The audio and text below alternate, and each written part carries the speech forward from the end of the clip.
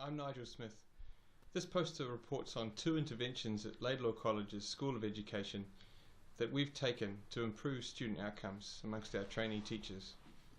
The first was a use of Google Documents outside my comfort zone, but I wanted to try and demonstrate and model the use of technology to integrate collaborative learning in one-to-one device-based classes. So I set the students on a research task and they went away and evaluated a bunch of online web resources. At the same time I invited them as authors to a Google document. They then came back and live reported and summarized their findings, and I had that Google document projected up onto the screen. So we had a whole bunch of editing going on at the same time. You can click the other QR code and see an example of how that worked. And there was a lot of confusion for about 2 or 3 minutes, and then after the initial excitement of seeing everybody editing all at the same time, the students got down to really producing a really nice, precise, and got all the grammar and spelling right, a summary of what they'd found. So it was a fantastic exercise out of my comfort zone, and the students they went away with a really good example of how to integrate technology such as Google Documents into their teaching, and they can imagine using this with their classes once they get out into schools.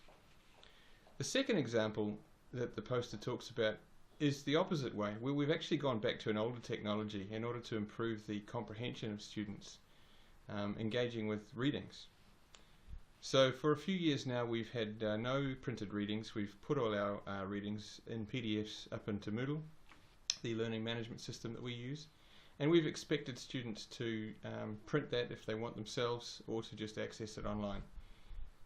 But there's been a small and steady flow of research that's demonstrated the positive effects of paper-based long text resources in terms of comprehension and accuracy of recollection by students.